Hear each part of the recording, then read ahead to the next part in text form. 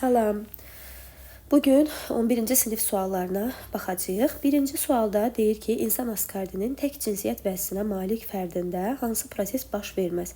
Biz də bilirik ki, insan askardinin tək cinsiyyət vəzisi olan erkək fərdidir və burada gametogenez baş verər, bəli baş verər. Mayalanma baş verməz, çünki mayalanma dişidə baş verər. Anaerob tənəffüs hər ikisində baş verər, metabolizma hər ikisində baş verər. Xromosomların konjugasiyası da meyoz prosesi getdiyinə görə hər ikisində baş verər. Ona görə burada baş verməz dediyinə görə B variantını düzgün hesab eləyək. Sonra ikinci sualda bizə deyir ki, insanın göstərilən skeletinin şöbəsi üçün doğru olanı müəyyən edin. Gövdə skeleti ilə birləşmə əmələ gətirir. Bəli, gövdə skeleti ilə birləşmə əmələ gətirir. Sümükləri hərəkətli və hərəkətsiz birləşmələr əmələ gətirir. Bəli, hərəkətli və hərəkətsiz birləşmələr əmələ gətirir. Qurşaq sümükləri ilə bilavasitə birləşmə əmələ gətirir. Xeyr. Əsas bədən boşluqlarının yayılmasında təmin edir, bəli. Yalnız tək sümüklərdən təşkil olunub, xeyr. Ona görə düzgün cavabımız 1, 2, 4 D variantı olar. Şəkildə təsvir olunan heyvan ördəkdən fərqlənmir. Deməli, burada ördək burnu görürük biz. Qarın və döş boşluğunu ayıran ara kəsməyə malikdir. Buna görə fərqlənir. Ona görə A variantı getdi. Sıx tük örtüyünə malikdir. Bəli, buna görə də fərqlənir. Ürək boşluğundan sol aorta qövsü çıxır. Buna görə fərqlənir. Balasını südlə bəslədiyinə görə də düzgün cavabım əlimizdə E variantı qalır. Sonra baxaq növbətiyə. Ptekantroplar insana bənzər meymunlardan fərqli olaraq malik olub. Biz bilirik ki, ptekantroplar insana bənzər meymunlardan fərqli olaraq yaxşı inkişaf etmiş alın və gicgah paylarına malikdirlər. Sonra 5-də deyir ki, doğru olmayan ifadəni müəyyən edin. Şeh çiçəyi qida zəncirində ikinci dərəcəli konsument ola bilərmi? Həşəratla qidalandığına görə ikinci dərəcəli konsument götürə bilərik. Üzərinə düşən günəş enerjisinin 1%-dən fotosintez üçün istifadə edə bilərmi? Bəli, edə bilər. Aldığı enerjinin 95%-ni istilik şəklində ətrafa yaya bilər. Qida zəncirinin birinci halqasında da yerləşə bilər. Birinci dərəcəli konsument ola bilməz. Ona görə doğru olmayan düşünürəm ki, E variantı olar. Sonra 6-cı sualda deyilir ki, boğumlarının sayı bərabər olan gicitgan, toz ağacı, oleandır. Bitkilərinin zoğlarında yarpaqların sayını göstərilən hansı ilə ifadə etmək doğrudur. Bilirik ki, gicitkanda qarşı-qarşıya düzülüşdür. Ona görə, yəni gicitkanda N olsa da yarpaqlarının sayı 2 olacaq. Sonra oleandırda N olsa da yarpaqlarının sayı minimum 3 olacaq. Toz ağacında N olsa da elə yarpaqlarının sayı N-ə bərabər olacaq. Ona görə 3 böyükdür 2, o da böyükdür N kimi götürsək, yəni 1 kimi götürsək daha düzgün olar. Yoxsa yox, burada 1 olmalıdır 1. Gecitkanı çünki 1-dən verib. Burada da 2 olmalıdır. 3 böyükdür 1, o da böyükdür 2 olar. O da E variantına uyğun gəlir. 7-də deyir ki, yer fındığının meyvəsi deməli paxla meyvəyə aid olar. Düzgün cavabımız B variantı olar. Sonra şəkildə göstərilən canlıda ola bilməz. Şəkildə bizə göbələyi göstərib, amma variantlarda baxıram ki, xromatofor verilibdir. Biz də bilirik ki, göbələklərdə xromatofor olmur. Hamısı heterotrof yolla qidalanırlar. Deməli, ona görə burada yanlış cavabımız C variantı xromatofor. Çox nüvəli hüceyrə ola bilərmi? Bəli, ola bilər. Bu korda burada şəkildə göstərilən. Heterotrof qidalanma olar. Bir hüceyrəli mitiseli sporangi olar. Yanlış cavabımız C variantı olacaq. 9-cu sualda deyir ki, sxemə əsasən X, Y, Z və K-nı müəyyən edin. Bitkilərdə uzaq hibridləşmə bəli. Sistem bilirdik ki, çoxillik buğdanı əmələ gətirmişdi. Qış beresini sistem əmələ gətirməyib. Ona görə çoxillik buğda olar birincidə, sonra qış beresi olar. Sonra luzis mutarin arxar merinosdur, bu olmaz. Bəli cavabına. Ona görə baxırıq növbətinə. Qış beresi, arxar merinos bəli ola bilər. Ropşa karp balığını isə luzis mutarin işi deyil. Kirpiçnikovun işidir. Ona görə də elə düzgün cavabımız C variantı kimi fikirləşirəm. Digərləri qış beresi heç uyğun da gəlmir. Sonra 10-cuda deyir ki, xəstənin gözünü həkim müayinə edərkən rəngli görməni təmin edən reseptorların fəaliyyətinin pozulmasını və bunun irsi olduğunu qeyd edir. Biz də bilirik ki, bu daltonizmdən söhbət gedir burada və daltonizmdə X xromosomu ilə resesiv ötürülürdü, X cinsi xromosomu ilə. Ona görə düzgün cavabımız bu xəstəlik hansı genlərlə irsən ötürülür. Bu xəstəlik ötürüləcək X cinsi xromosomlarla resessiv ötürüləcək. Sonra 11-ci sualda bizə deyilir ki, disruptiv seçməyə aid olan mülahizəni müəyyən edin. Dəyişməyən mühit şəraitində orta göstəricilərə malik canlılar sağ qalır, xeyr. Heterozigotların xeyrinə seçmə adlandırmaq olar. Bu hərəkət vericidir. Bu da hərəkət verici olar. Xəstəlik törədən bakteriyalarda antibiotiklərə qarşı dözümlülük yaratmaq. Populyasiyalarda bir-birindən fərqlənən variasiyaların yaranmasına gətirib çıxara bilərmi? Bəli. Toz ağacı qarışçası kəpənəndə sənaye melazini, bu da disruptiv seçməyə aid deyil. Sonra gəldik növbətiyə. Burada bizə deyir ki, insanın qan damar sisteminin sxemində venoz və arterial qan axan damarları müəyyən edin. Biz bilirik, ağciyərə gələndirsə, deməli bu venoz qandır. Ağciyərə gələndirsə venoz qandır. Sonra orqanlardan da gələndirsə, deməli yenə venoz qan olacaq. Ağciyərdən qayıdan arterial qan, ürəyin sol mədəciyindən çıxıb orqanlara gedəndə arterial qandır. Amma bizə nə deyir? Bizə deyir ki, venoz və arterial qan axan damarları müəyyən edin. Ona görə baxaq indi. Venoz qan axan damarlar. Venoz qan axan damarlar yenə elə eyni qaydada olacaq. Ona görə bir də venoz qan axanda olar A-nan C, bir də A-nan C. Sonra 2-də arterial qan axan damarlar isə olar B-lə D. B-lə D də arterial olar. 2 B-lə D oldu, 1 A-lə C oldu. Ona görə düzgün cavabımız burada C variantı olar. Sonra 13-cü suala baxırıq. 13-cü sualda deyir ki, neştərçəyə aid olanları düzgün verildiyi bəndləri müəyyən edin. Baxaq, X-da çıx var, qəlsəmə qapağıdır. Birincidə, bəli, bu düzdür, qəlsəmə qapağı yoxdur. Tək üzgəclər var, bəli. Atrial dəlik, bəli, var. Ona görə 1 düzgün olar. Sonra 2-də deyir ki, udulaq yoxdur, amma udulaq var. Ona görə 2 düz olmaz. Sonra 3-də deyir ki, cüt üzgəclər yoxdur. Bəli, cüt üzgəclər yoxdur, bu düzdür. Ağız qıfı var, qoxu çökəkliyi var. 1-3 düz olar. Digərində də qəlsəmə yarıqları deyir yoxdur, qəlsəmə yarıqları var. Ürək yoxdur, amma burada deyir ki, ürək var. Ona görə elə bu da düz olmaz. Düzgün cavabımız 1-3 D variantı olar. Sonra 14-cü sualda deyir ki, hansı ifadə doğru deyil?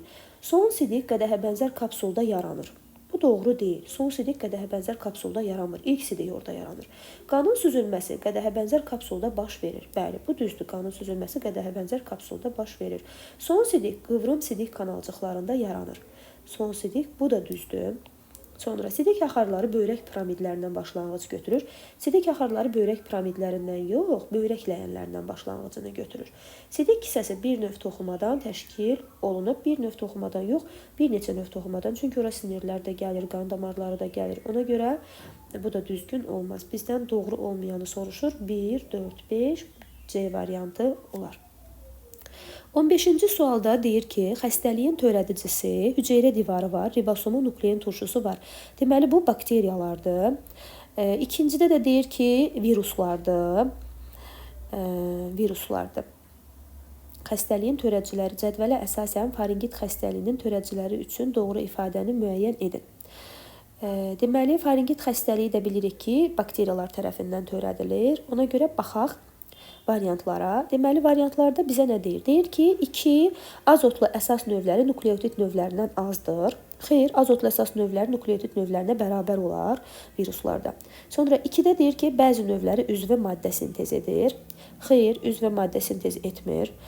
Ancaq canlının bədəninə düşəndə üzvə maddə sintez edə bilər canlı hüceyrənin iştirakı ilə. C-də deyir ki, birinci əksər nümayəndələri xemosintez edir. Əksər nümayəndələri yox, bəzi qrupları xemosintez eləyər. Sonra D-də deyir ki, 1 glikoprotein çıxıntılara malikdir. Glikoprotein çıxıntılara viruslar malik olar. Ona görə bu da doğru olmaz. 1-də polipeptidlərin sintezi yalnız sitoplazmada gedir. Bəli, bu düzgün cavab olar. 16-cı suala baxırıq. Eyler-Venn diaqramına uyğun bəndləri müəyyən edin. Yumurtalıq və toxumluğu göstərir. Əsasən testosteron və androgen hormonları hazırlayır. Bilirik ki, bu aiddir. Deməli, toxumluğa. Xarici sekresiya məhsulu kimi hüceyrə hazırlayır. Bu, hər ikisinə aid olar. Qarışıq sekresiya vəsidir, yenə hər ikisinə aid olar. Əsas bədən boşluğunda yerləşir. Bu, yumurtalıq olar. Axacaqları ifrazat sistemi orqanına açılır. Bu da toxumluq olar. Deməli, olacaq 1-də 4. 1-də 4 olan variantımız budur. 2-də 1, 5. 3-də isə 1, 3 düzgün cavabımız B variantı olar. 17-ci sualda bizə deyir ki, may böcəyində qolcuqların birləşdiyi strukturların sayı. Bilirik ki, may böcəyi qolcuqlarını birləşdirir. Elə bil ki, alt dodaq, bir də alt çənələrə. Say olaraq bizə versə, biz bu sayı 3 götürərik. Struktur sayını da 2 götürərik. Yəni, növ sayını 2 götürərik. Ona görə 3 üstə gəl 2. Burada cavabımız olar 5. Sonra 18-cidə deyir ki, klonlaşdırmada istifadə olunan kök hüceyrələrinin çoxalması zamanı hansı proses baş verməz? Biz bilirik ki, burada mitoz bölünmədən söhbət gedir. Mitoz bölünmədən söhbət getdiyinə görə, baxaq, irsi məlumatın ötürülməsi baş verər, üzvü maddənin sintezi, genin ikiləşməsi ola bilər, ekvator lövhəsinin də yaranması ola bilər, amma 2 xromatidli xromosomların çəkilməsi olmaz, 1 xromatidli xromosomların çəkilməsi olar. Göz almasını hərəkət etdirən əzələlərin sinir mərkəzləri yerləşir. Biz bunu deməli bilirdik ki, göz almasını hərəkət etdirən əzələlər beyin körpüsündə yerləşir. Sonra 20-cidə deyir ki, çöl qatır quyruğunu yaz zoğlarında baş vermir. Çöl qatır quyruğunun yaz zoğunda biz bilirdik ki, fotosintez getmir. Sonra gen mübadiləsi gedə bilər. Çünki gen mübadiləsi orada sporlar əmələ gəlir. Gen mübadiləsi gedə bilər. Mitoz bölünmədə böyüdüyünə, inkişaf elədiyinə görə gedə bilər. Bir də mayalanma getməz. Ona görə fikirləşirəm ki, burada cavab 1, 4 olar. 21-ci sualda deyir ki, şəkildə rəqəmlə göstərilən hansı orqanın funksiyasının pozulması nəticəsində pankreatit xəstəliyi əmələ gələr? Bu da mədə-altı vəzidir. Mədə-altı vəzi də şəkildə 3-lə göstərilibdir. 22-cidə deyir ki, uyğunsuzluğu müəyyən edin. Lizosim polipeptiddir, bəli, lizosim zülallara aiddir. Xolesterin lipiddir, bəli, lipaza zülallara aiddir. Xitin polisaxariddir, selülaza sonunda aza olduğuna görə polisaxarid olmaz, zülal olar. Ona görə yanlış cavabımız E variantı olacaq. 23-cüdə deyir ki, geoxronoloji cədvəldə davam etmə müddətinə görə ən uzun erada baş verən aramorfozları müəyyənləşdirin. Borulu sümüklər olmaz. Daxili skelet bəli yaranar ən uzun erada, proterozoy kimi fikirləşirəm bunu. Sonra bitki toxumaları yox, heyvanlarda orqanlar sistemi ola bilər. İlk prokaryot orqanizmlər yox, amma ilk ibtidai göbələklər yarana bilər. 2, 4, 6 burada düzgün cavab kimi hesab eləyirəm. Sonra 24-cü sualda deyir ki, çiçəkli bitkilərdə gametogenez prosesində iştirak edən X, Y, Z hüceyrələri üçün doğru ifadələri müəyyən edin. Baxıram burada, deyir ki, X bölünmə vətərləri hüceyrə mərkəzindən yaranır. Biz bilirik ki, ali bitkilərdə hüceyrə mərkəzi yoxdur. Ona görə bu doğru olmaz. 2-də deyir ki, Y genetik xüsusiyyətinə görə ana hüceyrədən fərqlənir. Burada meyoz baş verdiyinə görə bəli, bu ola bilər. 3-də deyir ki, Z nüvələri mitoz bölünmə nəticəsində yaranıbdır. Bəli, mitoz bölünmə nəticəsində yaranıb. Z nüvələri haploid xromosom yığımına malikdir. Bəli, haploid xromosom yığımına malikdir. Y nüvələri meyoz bölünmə keçirdib. Xeyr, meyoz bölünmə keçirməyib. 2, 3, 4 düzgün cavab hesab eləyirəm burada. 25-ci sualda bizə deyir ki, deməli burada diheterozigot fərdləri verib bizə və burada deyir ki, çarpazlaşması zamanı alınan nəsildə yalnız kiçik BB genləri daşıyan fərdlər sağ qalarsa neçə fenotipik qrup alınır? Tam dominantlıq mövcuddur, crossing over də var. Əgər belə olarsa, biz Pennet cədvəlində bilirdik ki, nə qədər? 4 dənə böyük A, kiçik A, böyük B, kiçik B olurdu. Sonra 2 dənə böyük A, böyük B'lər olurdu. Daha sonra 2 dənə böyük A, kiçik B'lər olurdu. 2 dənə böyük A, böyük B, kiçik B'lər olurdu. 2 dənə də böyük A, böyük B, kiçik B'lər olurdu. Bunları tam belə geniş yazmasaq, burada məsəl üçün kiçik B'lər var idi. Burada bir dənə də deməli homozigot formada olanlar olmalıydı, kiçik B'lər. Bir də bu formada kiçik B'lər olmalıydı. İndi baxsaq bunlara, görsək ki, məsəl üçün bunlar sarı qırışıqdır. Bunlar yaşıl qırışıqdır. Yaşıl qırışıq. Yuxarıdakılar yenə sarı qırışıqdır. Kiçik B, B'lər olanlar. Deməli, burada neçə olacaq? Sarı qırışıq, yaşıl qırışıq. Ona görə neçə fenotipik qrup alınar deyir. Belə olanda 2 fenotipik qrup alınacaq. 2 fenotipik qrup alınacaq. Sarı qırışıq, yaşıl qırışıq. Sonra 26-cı sualda deyir ki, DNC molekulunda 2 qat hidrogen rabitələrinin sayının 3 qat hidrogen rabitələrinin sayına nisbəti 1 bölünsün 2-dir. Onda deməli belə çıxır ki, x 2 qat hidrogen rabitələrinin sayıdır, 2x da 3 qat hidrogen rabitələrinin sayıdır. Və bizə deyir ki, hidrogen rabitələrinin cəmi 1200 olarsa, onda bunu 2-yə vuraram, bunu da 3-ə vuraram, düzdürmü? Ümumi sayı tapmaq üçün. Burada 2x üstə gəl 6x bərabərdir 1200 olarsa, buradan 8x bərabərdir 1200-ə, x də bərabərdir 1550-yə. Deməli, 150 nədir? 150 adenindir, 150 kimindir. Buradan 2x-la götürsək, biz 2x-la olacaq 300 guanin, 300-də sözlü olacaq. Nə istəyir bizdən? Bizə deyir ki, DNC molekulun uzunluğunu hesablayır.